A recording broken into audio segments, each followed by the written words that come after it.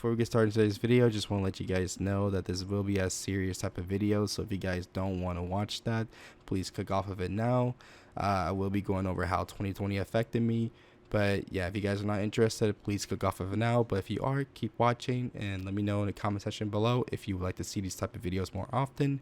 And with that being said, let's go ahead and get started in today's video. So we all know that 2020 was not the best year for any of us. A lot of us had to stay indoors. We weren't able to go out and spend time with family properly. We weren't able to, to go to the movies, go to the aquarium, do all kinds of fun stuff that we normally would do in our day-to-day life. And 2020 robbed that from us. COVID really said, hey, I'm gonna come in and I'm gonna ruin your year. Like, this is my year.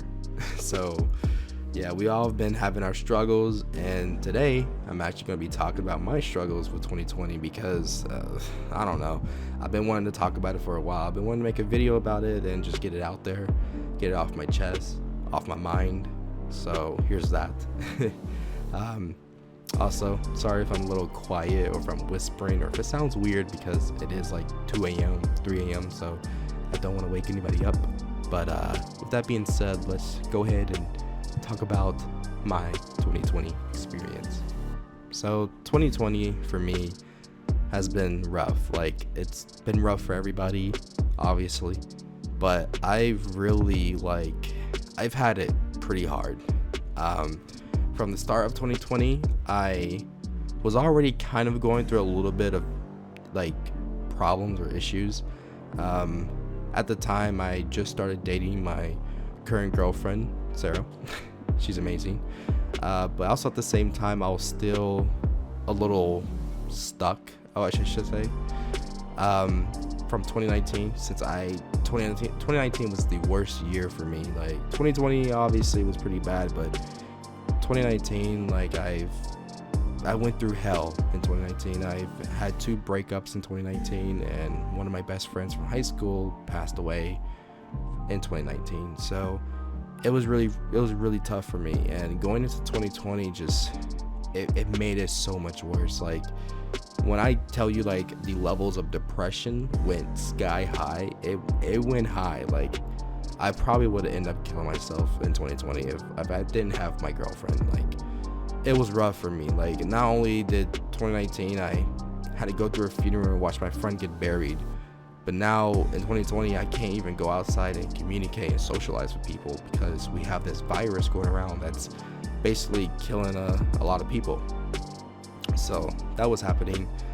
And I think it was March of 2020 when basically the US became really aware of the of coronavirus or COVID, whatever you want to call it. Because before that, it was only really affecting China, and we didn't really care. But in March, we got hit with it, and from there, it went downhill. I will say that I ended up eating fast food from March all the way up into September. It was pretty bad for me. Like, I was eating like crazy, and I know a lot of people over 2020 has gained weight. I'm a part of that gain weight crew, but I gained a lot of weight, and it was because we weren't allowed to really go out to the grocery store at certain times. That, and like, I was a little bit worried of getting sick for a bit, so I didn't really want to go out to the grocery store. So I just basically DoorDashed everything. I probably DoorDash maybe 2 or 3 times a day, just eating junk.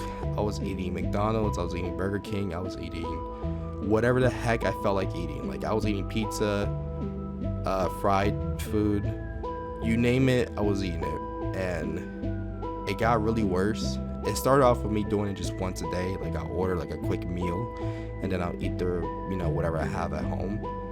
But then it slowly went to where I was just ordering 3 times a day.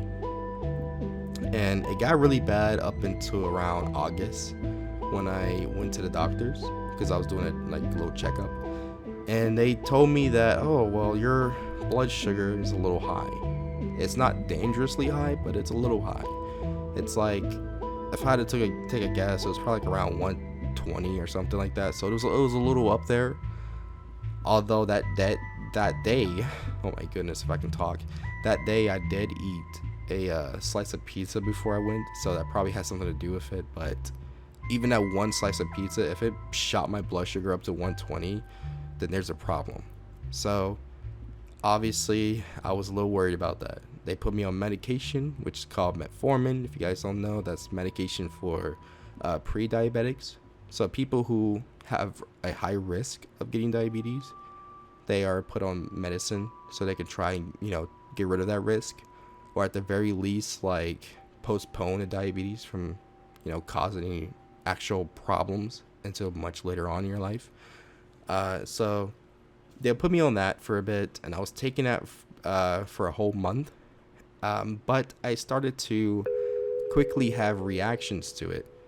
About the first weekend, I was starting to feel a little nauseous, but that was about it. And I thought maybe it was because at the time I switched up my diet and I wasn't eating fast food anymore. I was like eating a little bit of healthy stuff. Like I stopped eating fast food. I started eating more, home cooked meals.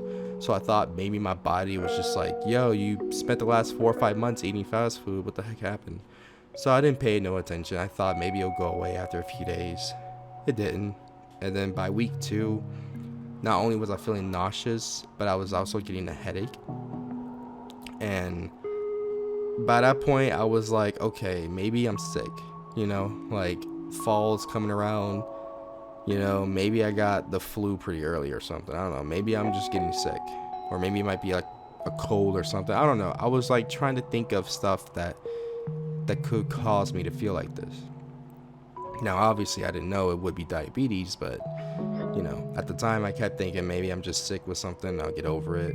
So that's what I kept thinking. Week 3 came by and everything got really bad for me. At this point, I'm like all over the place. I feel nauseous. I got a headache. I'm dizzy, and I'm starting to lose a lot of weight.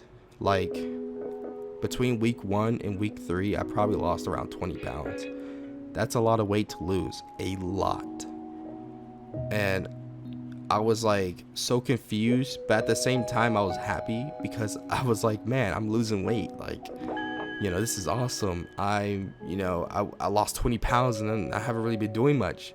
This is great. So obviously, me questioning my weight loss went out the door because I was just so happy that I was losing weight doing nothing.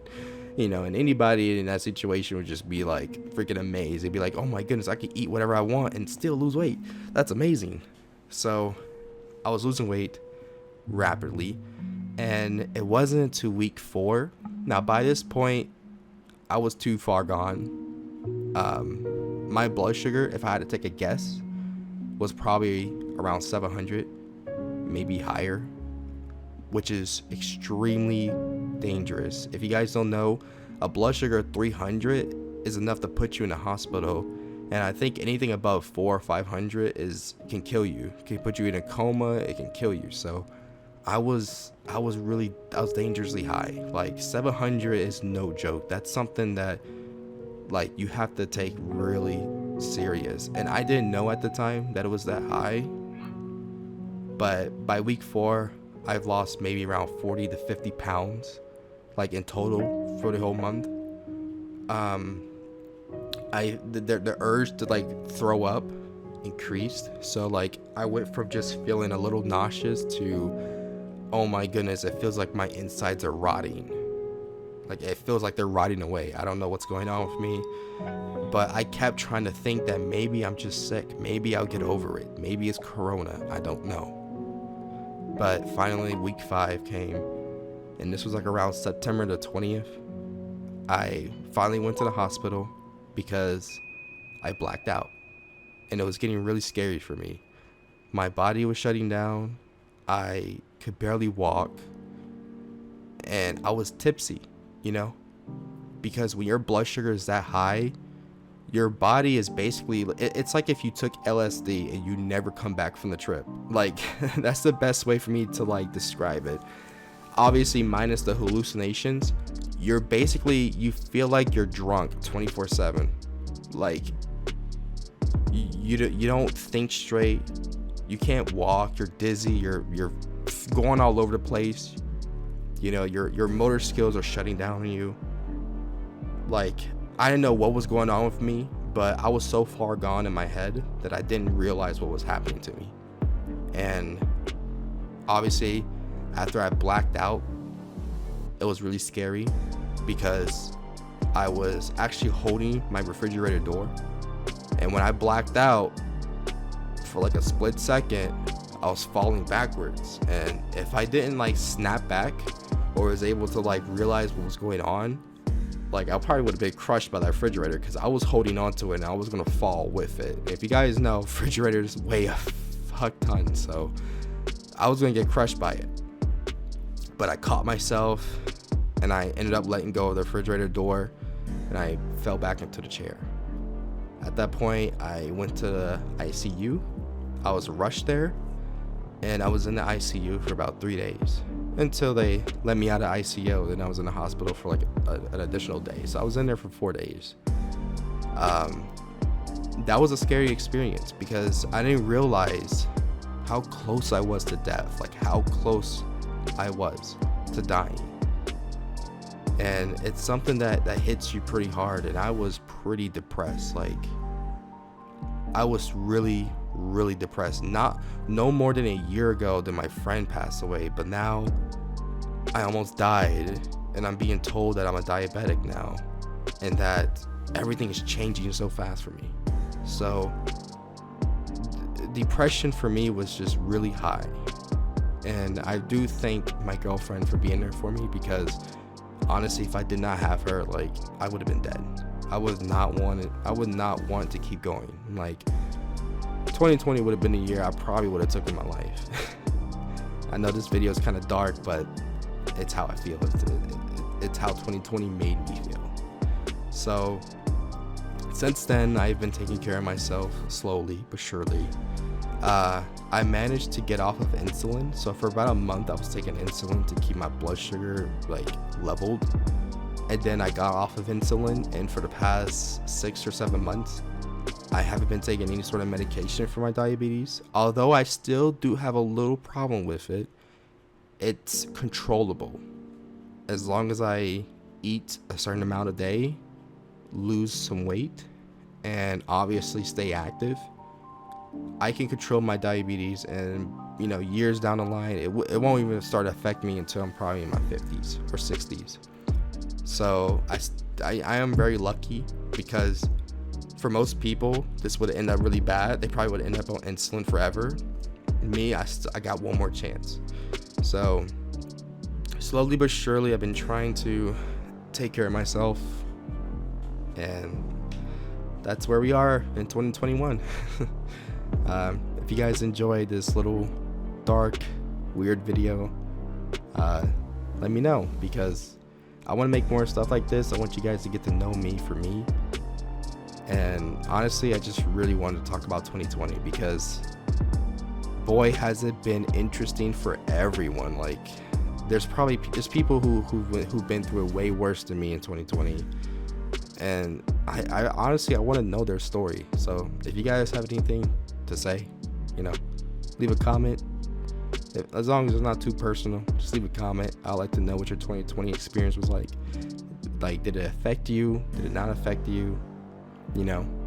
Any major changes happen? Let me know. But with that being said, I'll see you guys in the next video. Peace out.